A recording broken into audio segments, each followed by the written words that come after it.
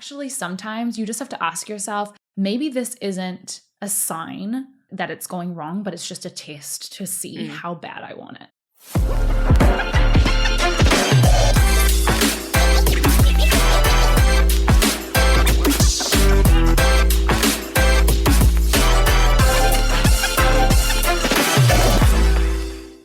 Hey guys, welcome back to the First Hustle Then Brunch podcast. Today, I'm speaking with Sarah Arnold-Hall, a high-performance coach based out of Wellington, New Zealand, who helps people overcome procrastination and take action on their goals. Hey Sarah, welcome to the show. Thank you so much for having me. I'm so excited to be here. Yeah, excited to have you. So before we get into our discussion, I would love it if you introduced yourself and told us a little bit about what you do. Yeah. Okay, well, I'm Sarah. I am a high-performance coach. I help people take action on their goals. So anybody who has a big dream or a goal that they want to go after, but they're kind of struggling to get themselves to either be consistent with their action or just don't really know where to begin at all, and so they're not taking any action, that's where my expertise is. I help people. Sometimes it's about procrastination, and sometimes it's really about creating a plan and moving towards that plan even when the obstacles come up, and kind of managing your mind around all of the obstacles that come up. Oh yeah, definitely. I feel like a lot of what we do has to do with our mindset for sure and what we believe we're capable of. So yeah, this is super important and I'm excited to learn more from you. So have you always been interested in personal development, or how did you get into it? Yeah. It's funny because I think when every other kid was reading Harry Potter, I was reading Tony Robbins. Oh my gosh. I found him in the library at school and I was like, this is so cool. So I've always been interested in kind of personal growth, and I love things that have kind of a reason to be doing them. So I never really liked games, and I don't like something that when you're finished, there's nothing happens. I mean, of course there are some games that I do enjoy, but if I've got the choice between playing a video game or setting up a business, I'm going to set up a business every time, because it's so enjoyable to see an end result that you get from all of your hard work. Whereas with a video game, you just play the game and it's over. And there's time for that, and that's good also. Yeah. But for me, it's always had this spark of if there's some kind of personal development in it, then I'm in. Yeah, that's awesome. So yeah, I was always interested in it. Nice. And then how did coaching come into it? When did you get started with that, and what motivated you to start coaching? So I studied psychology, which makes it sound like an obvious route through in, but it wasn't at all. I thought I was going to be a therapist actually, or a psychologist. And I think it's amazing work still. And I see a psychologist and she's fantastic. And I just realized that kind of work wasn't what I thought it was going to be. I kind of got my idea of what therapy was from TV. Of course. I think we all did. Right. I think that's all of our jobs. You never know what a job is until you actually do it. So, but I remember watching Freaky Friday with Jamie Lee Curtis and Lindsay Lohan. And Jamie Lee Curtis' character is a therapist, and she just sits in an office and people are coming in, and she says, and how do you feel about that? And I just thought it looked so cool. She got to sit in an awesome office and just talk to people about their dreams all day. Turns out that's not usually what it is. It usually involves a lot of, sometimes it's medical even. So it felt a lot more like being a doctor, which I think is amazing and wasn't what I wanted to do. So I discovered at that point coaching in the coaching world. And I ended up training in Arizona briefly and set up a coaching business. It did not go, I'm not one of those 6 figures in 6 days stories. It took me 2 years to even get my business to go full time. And then once it did go full time, it took off like crazy. So, but I spent 2 years eating noodles and not ever buying a coffee out to try to make my business work. Yeah, I feel like the internet these days is kind of overwhelmed with so many crazy success stories that make it seem like you can do this overnight, but really it took a lot to build up to that point for everyone. Even the ones that you do see have really fast success, they've probably been working at this for years behind the scenes, So I love that you're being honest about that. Well, I recently had this happen on Twitter, where I'm not really on Twitter. I haven't been. I had an account that I started in 2017, but only the other day I posted for the 4th time, and it went viral, to 120,000 people saw this post. Wow. And like I think almost 6 million people actually saw it. 120,000 liked it. No, wow. Almost 6 million people saw it. And people were commenting and messaging me like, how is this your 4th post? Like, she's this overnight success. And I was like, are you kidding me? I've been posting on social media every day for 4 years. Yeah, like exactly. Instagram, Facebook, all the other platforms. This is just like, it just happens to be that I posted here and it took off here. But, yeah. What was the post? The post was about showing up daily, and it was this little image that I created with I co-created with a designer who essentially, instead of the idea that we have to show up every single day and like tick off the box perfectly, the idea is that you can like half check the box, or like you instead of coloring in the box fully, you could just color it in like halfway or a little bit to show that you don't have to have showing up every day can be a little bit of energy each day. It doesn't have to be showing up to 100% every single day. Mm-hmm. Yeah, that makes sense. Yeah, and that's definitely a way to stay motivated along the way. You don't have to give 100% every single day, or else you will definitely burn yourself out. Yes. Yeah, not surprised that resonated with people. So what type of professions do your clients have, and what are some of the goals that you've helped them achieve? I've got clients doing all kinds of things. So I've got Olympic athletes, I've got entrepreneurs, I've got people raising venture capitalist funds of $25 million. And then there's people like who just want to get themselves to the gym. So I have like a whole range of people with all different careers. My clients don't really fit into one category. The category they do fit into is people who want to get themselves to take action, but for somehow they're not doing that. Mm-hmm. So I've got men, women, young, I've got old, I've got everything in between. And some of the goals that I've helped people achieve are like, one of my favorite stories is my client who came to me and said, it's been a dream of mine to set up a bookshop. And I said, how long do you think it's going to take? And she said, I think it's going to take about a year. And I was like, I think you can do it in 6 months. She ended up doing it in 9 weeks. Oh, wow. From coming up with the idea to having a launch of her bookshop. And she made she's in England, she made like £25,000 in sales in her first month. That's awesome. And so it was just like, it just blew up like crazy. So she set up a bookshop. I have another client who created a rock climbing documentary where he went from being an amateur rock climber to being a professional level rock climber in 1 year. Lots of people have written books and switched careers. A lot of people I've helped go full-time in their business, since I was somebody who struggled with that for a long time. And now that I've done it, I can really help people do that. So. Right. Yeah, that's awesome that you have such a variety of experience. So anyone listening probably can relate to what we'll discuss. So what are some steps that someone should take when they are getting clear on their goals? Yeah, so I think a lot of people think that they don't know what they want. But I just think that there's just a thought error there, which is mostly people do know what they want. They just don't think that they can have it, or they're too afraid to admit what they really want. Yeah. So I actually don't think that it's going to take a whole year of soul searching. I think you can give yourself like 20 minutes and a bit of paper and be like, what do I really want in my life?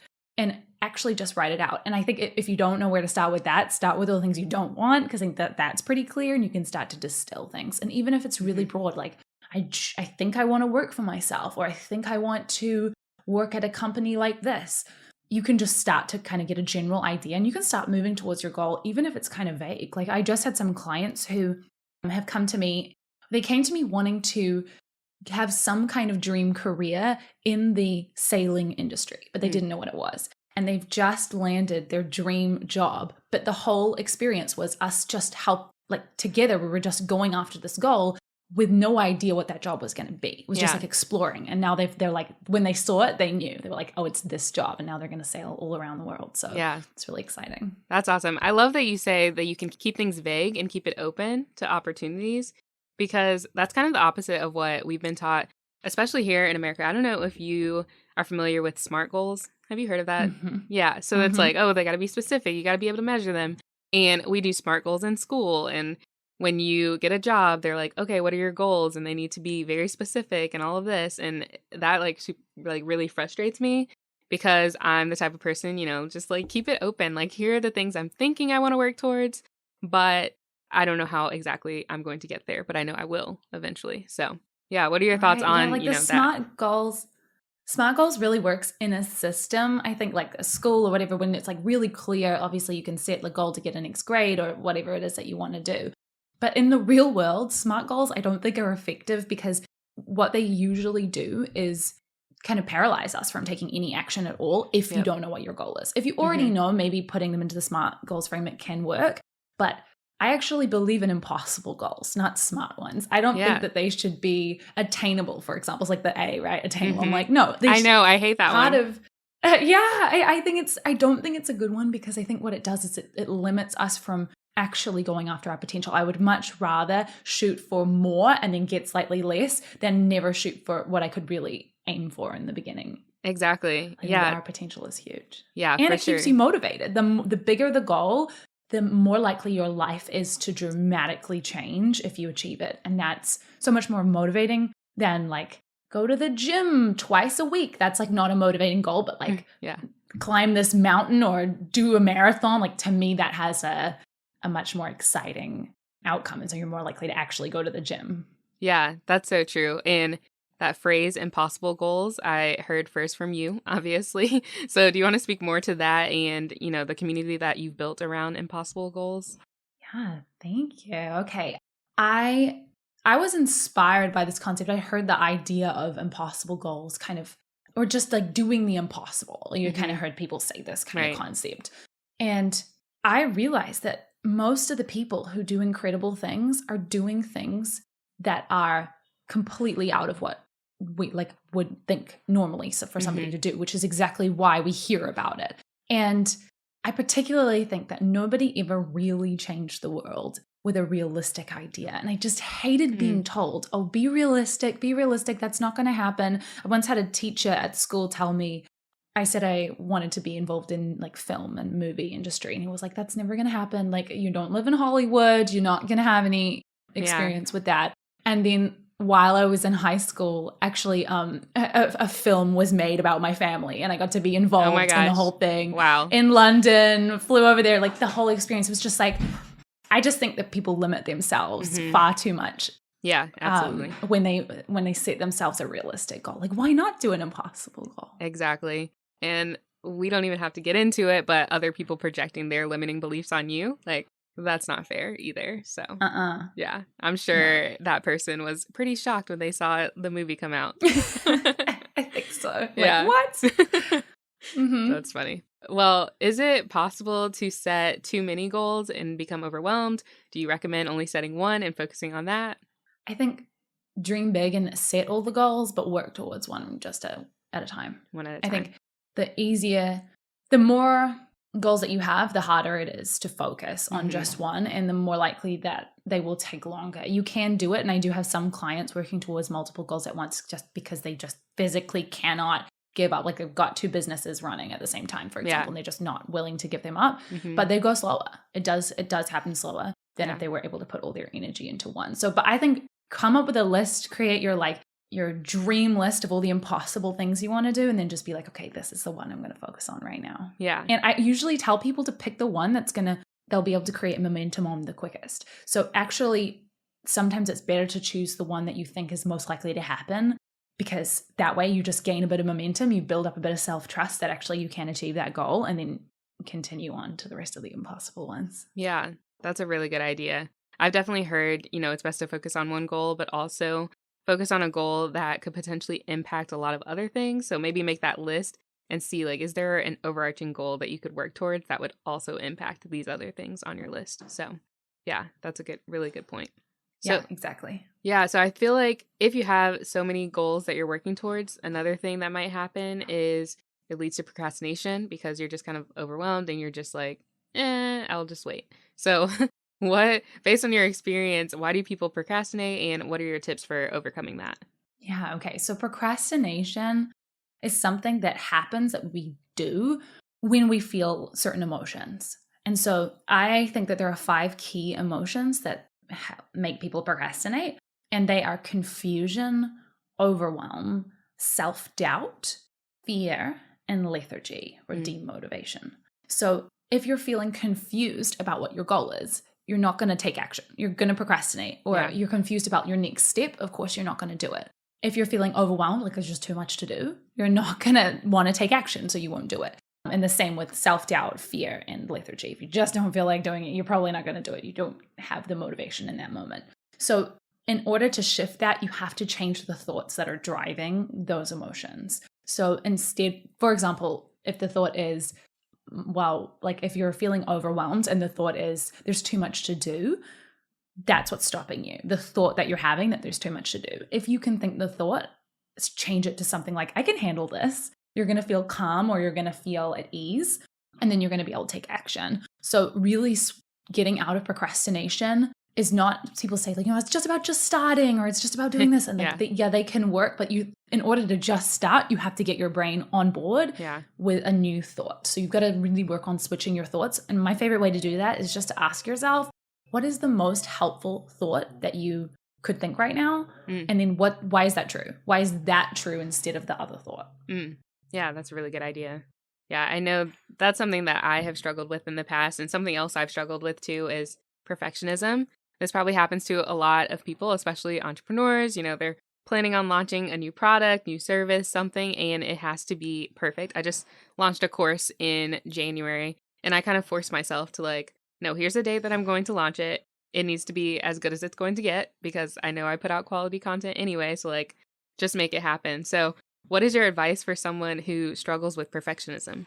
Yeah, so like even notice what you just did then was you shifted your thoughts to get yourself out of the perfectionism. What was the emotion that was creating? Because perfectionism, it can feel like an emotion, but I actually think it's an action. It's like procrastination. It's a thing that you do. You be a perfectionist with things. What was the emotion that you were feeling when you felt like, when you were thinking that like it needs to be done perfect? Yeah, I think in those moments when I am in that mode of perfectionism, it has to do with feelings of, or fear of failure, pretty much. Like you want it to be perfect. You want it to be right. You want it to get people results, if it's a course in my example. So it's like, how can I make it as good as it can possibly be? And I don't want to fail. I think that's really what it comes down to. Exactly. So you were the fourth one of the 5 pieces. So confusion, overwhelm, self-doubt. You were fear. And so like notice that you're like, okay, so that's the emotion I was feeling. And to get yourself out of that, you thought, what were the thoughts that you were thinking? The ones that did work to get you to not be perfectionist. First of all, I thought I always put out good content. It's going to be good. I know what I'm doing. So why would it fail? It definitely took a mindset shift for sure. It takes time. It probably sounds like, oh, this was so easy for me. But like I've been working on my mindset for years. So it took, time to build up to this level. Yes. And I think that's really important to note as well, is that these things, you can have a really quick switch between like fear and then straight to feeling certain or calm about it.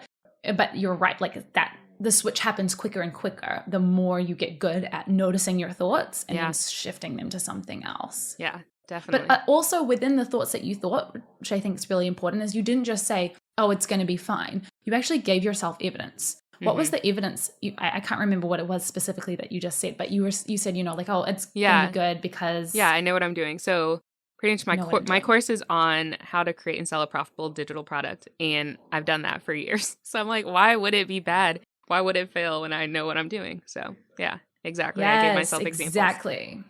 Yeah, you gave yourself examples, you found evidence, because really the only reason why you're feeling the fear is because your brain's been looking for evidence all the time of why it needs to be perfect. But then if you can look for evidence of why it doesn't and you can find that, that will help you shift into a different emotion and you'll take action. Yeah, that's awesome. So we just talked a lot about mindset and those shifts. Were there any resources, or how did you learn so much about cultivating a more positive mindset and like a growth mindset?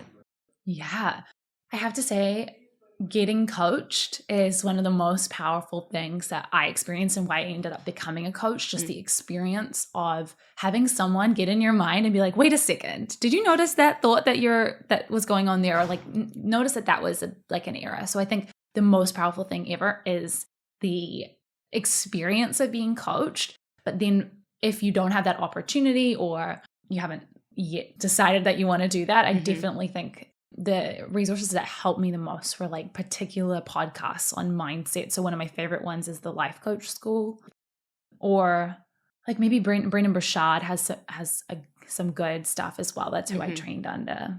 Nice. Yeah, that's super helpful. I know luckily there's so many resources out there now. So for me, it's like several different Instagram accounts. There's podcasts that are talking about mindset, but it definitely is something that you have to work towards. And I almost feel like work towards it every day to improve your mind and your mindset. So yeah, thanks for sharing that. So how do you hold yourself accountable, and what would you recommend for people that need to be held accountable to achieve their goals? Because it is very difficult to stay motivated sometimes if you don't have a coach, there to hold your hand along the way. Yeah. I tell everyone, tell the world. There's nothing more embarrassing than telling everyone you're going to do something and then not doing it. For me, that's the ultimate motivation. I cannot let people down. I've just told everyone. So when I blogged for 730 days in a row, I told everyone from day one, I'm going to blog for 730 days in a row. So it's 2 years. And I did it because I was like, this is going to be too publicly humiliating if I don't. So public humiliation, that is the key. I think it makes a huge difference. And then I think the other key thing is to daily monitor yourself. So because I had to write a blog every day, it was very clear if I'd done it or I hadn't. I think sometimes with goals that don't have a specific daily action, it can kind of be easy to go for quite a few weeks and kind of fall off the train of motivation and not be accountable to anything. So I think the more you can give yourself a daily evaluation, especially if someone else is expecting it from you, like a buddy, you can both hold each other accountable, or having even just a star chart where you check off how was today, or you give it a little evaluation each day on, did you do something to progress this, will constantly help you just keep coming back to thinking about it, because you don't want to not think about your goal for too long. Why wouldn't you want to think about your goal for too long? Or not think about it? You want you want to be. So I said it in a funny way. You want to make sure that you're thinking about it every single day, because it will just keep the momentum going. If you're thinking about it once a week, it doesn't have that same momentum or drive. Yeah. So I journal on my goals especially when I have a really intense goal that I'm going after. Every single day I'll be journaling on 3 questions. What result do I want?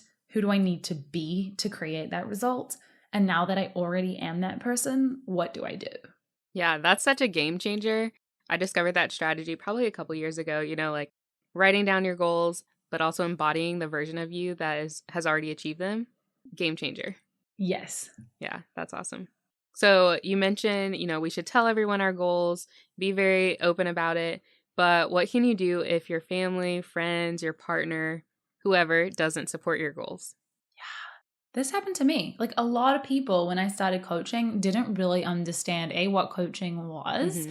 B, could you really make money online working from home? This is pre-pandemic, so people now everyone gets it. But you work from home? What are you possibly doing that you could do working from home? People did not understand. Whereas now you tell people you work from home, everyone's like, yeah, of course, we all do.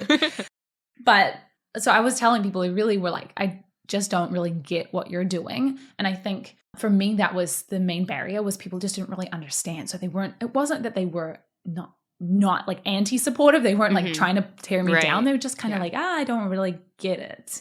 And that was at first. So after a while, people did, once I started to kind of grow and people could see a little bit more what it was that I was doing, and I got a bit better at it as well. But initially I had to put up with the fact that there were going to be a lot of people who kind of didn't really support me and what I was doing. And I could have easily let that stop me. But I think the key that for me was okay, that's fine. You can think what you like. I'm going to show you. I'll show you. Exactly. And not in the mean way, I'll show you. How dare you? But just oh yeah, I think it'll be so fun. How fun is it going to be when you see that I get, I did the thing. Yeah. So I kind of used it as a bit of a driver. Yeah, I could see that being a motivator for me too. There's a saying, prove the haters wrong. So prove them wrong. Yeah, exactly. Haters don't pay the bills. Just show them wrong, and exactly the people who support you. Actually, that's probably the other key piece is I did have people who really did support me. So some people didn't, and I think it would be really hard if no one was supporting you. So find the people that will, with either in online communities, or sign up for something where other people are doing the same thing as you and who think like you, so that you're not discouraged. Because I never had a moment in all of building my business where I wanted to quit. I had moments where I thought this is really difficult, but I never ever considered quitting. And that's because I was so committed to the outcome of the goal and I knew I wanted it so much. And all of these people around me were doing it. I knew heaps of people who were coaches who were successful. So I was like, I knew it's possible. Right. So yeah, that helped me a lot to stay on track, even when I heard things from other people who were like, it's not possible to make money online. Yeah, exactly. And I love that you mentioned finding your community, because it doesn't even have to be your friends and your family. It could be people that you don't know that you met on the internet. I mean, I've met so many people this way, and it's really cool. Even your Facebook group, which we can talk about later, but I joined your Facebook group in 2020. I look back and it's like, oh yeah, this group is full of people that are pursuing their impossible goals. And yeah, it's very inspiring to see what other people are achieving and know that it's possible for you too.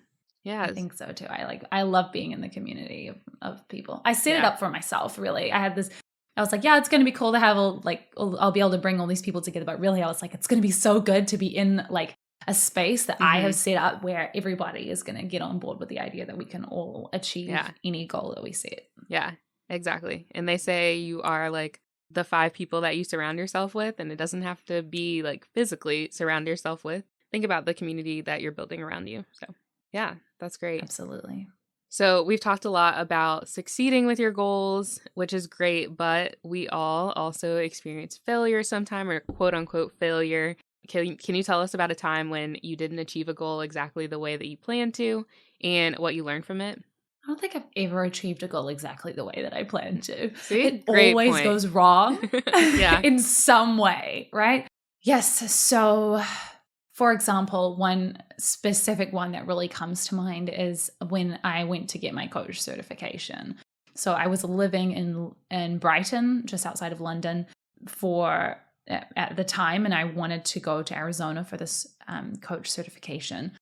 And I had planned to fly there through, what was the city? New Jersey. I was supposed to fly there through New Jersey.